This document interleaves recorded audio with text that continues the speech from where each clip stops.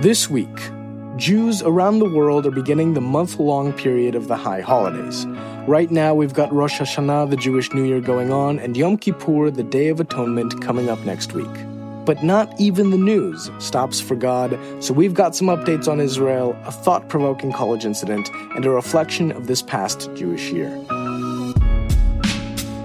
I'm Lev Gringaus, and welcome to The Jews Are Tired, your podcast about Jewish news.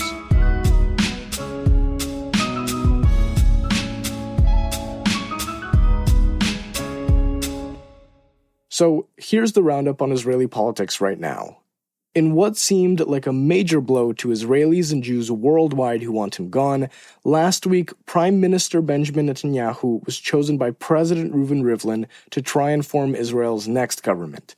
I know this sounds like a lot. This is after a recent second round of national elections in under a year that has left Israel without a stable government and its politics hopelessly polarized. But this roller coaster ride is nowhere near done. Remember, Netanyahu is under investigation in 3 corruption cases, and his pre-indictment hearing for those cases is being held this Wednesday or tomorrow as of the airing of this podcast. There have been numerous reports that Netanyahu will hand back the mandate to form the government to President Rivlin as the corruption cases move forward. In that case, Netanyahu's rival, Benny Gantz, is most likely to be picked by Rivlin to form a government. But as it stands, Gantz's chances don't look good, and a third set of national elections in less than a year still seems like the most likely outcome of the next few weeks. The best hope at avoiding that scenario is if Gantz and Netanyahu agree to have the respective political parties, Blue and White and Likud, join up in a governing coalition. Negotiating teams for both parties will be meeting on Wednesday as Netanyahu's hearing begins, but it doesn't look pretty. Big flashing lights warning, I'm simplifying a lot here. But if you want to relive the frustration of understanding Israel's political gridlock, have a listen to last week's The Jews Are Tired podcast, or check out the most recent analysis of Israeli elections on TCG Folks' website. In other Israel news that also happens to be high holiday related and in the form of fun facts, as of this Rosh Hashanah, Israel's population is over 9 million people. That breaks down to about 6.75 million Jewish citizens and just under 2 million Arab citizens. There's another 441,000-ish citizens of various other minority groups, and at this rate, by the time Israel celebrates 100 years of existence in 2048, the population will be around 15 million people. Now, when you widen the scope of this picture, about 8.1 million Jews live outside of Israel, with the largest population, of course, in the United States, which has about 5.7 million Jews. After the US, the most Jewishly populated countries are, in decreasing order, France, Canada, the UK, Argentina, Russia, Germany, and Australia.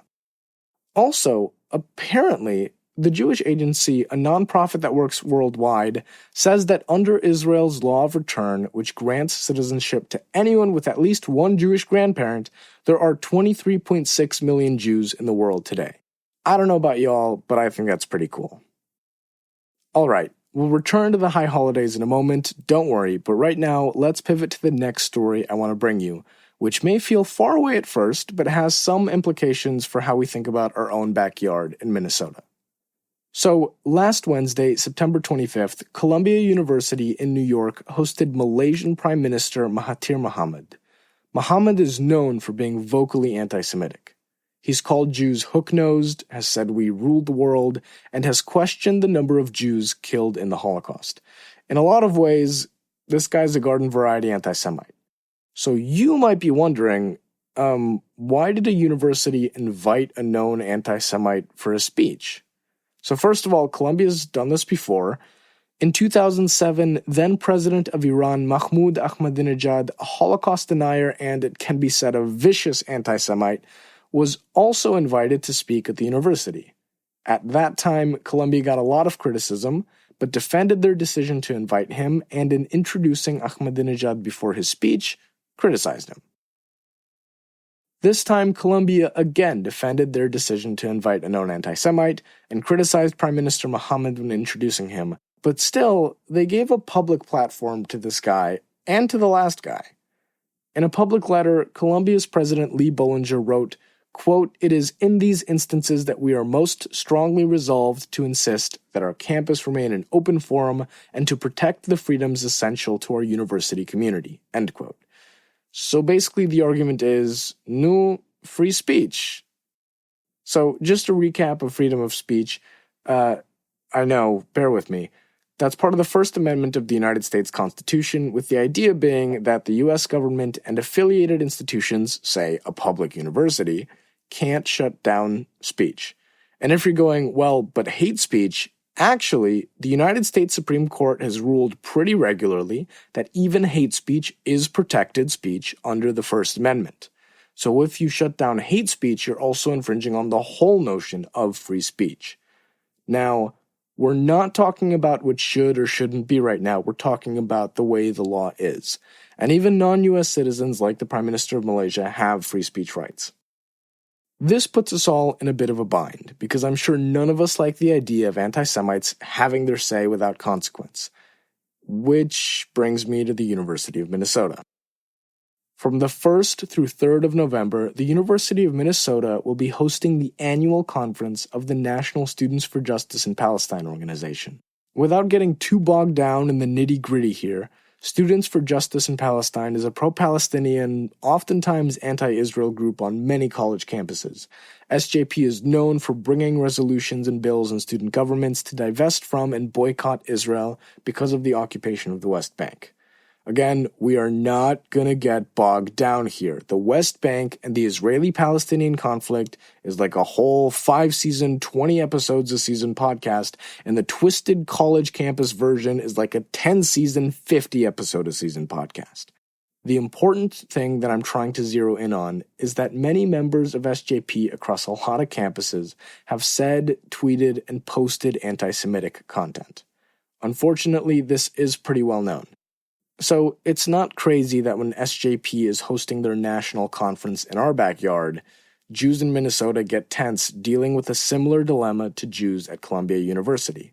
With the right to free speech and reminder hate speech being protected under free speech, NSJP does have a right to hold their conference at the University of Minnesota, which is a public university that gets money from the government.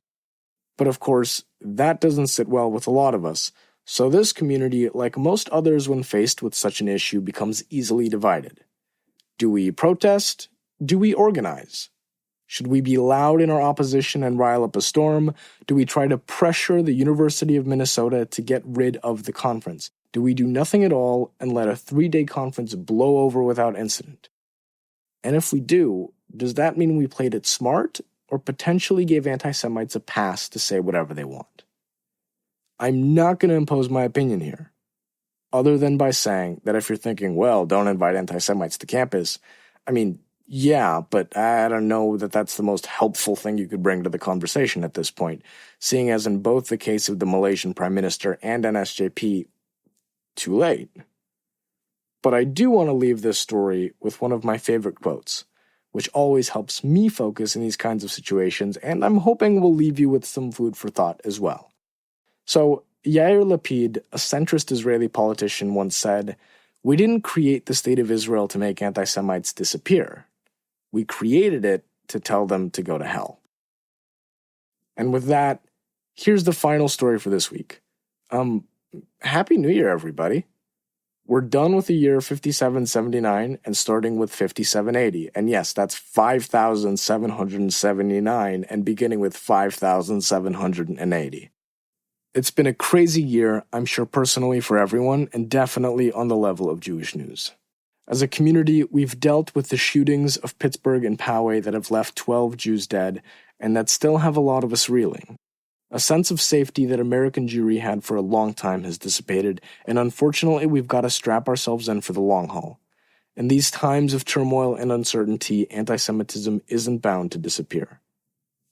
At the same time, let's not forget that we've got almost 6,000 years of Jewish history backing us.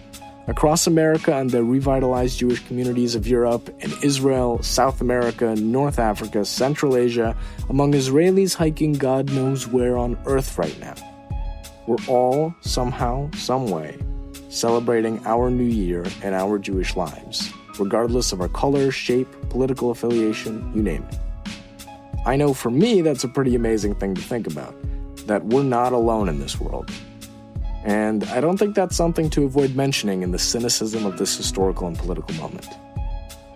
Also, for those of us who struggle with the religiosity of the high holidays and the stress of figuring out whether to go with family to synagogue or what, I want to quote Rochel Kafferson, a playwright and writer who lives in New York, who went on Twitter to say this, quote, "I don't know who needs to hear it, but you're not a bad Jew if the thought of an all-day or 2 synagogue marathon makes you itchy.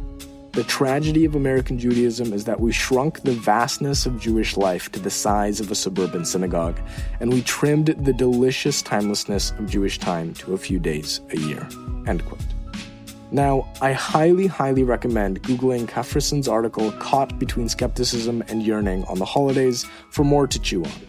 But for now, here's wishing you, Shana Tova U'Metuka, a good year and a sweet year despite these crazy times we live in, and joy in whatever delicious timelessness of Jewish life you go for. This has been this week's The Jews Are Tired podcast.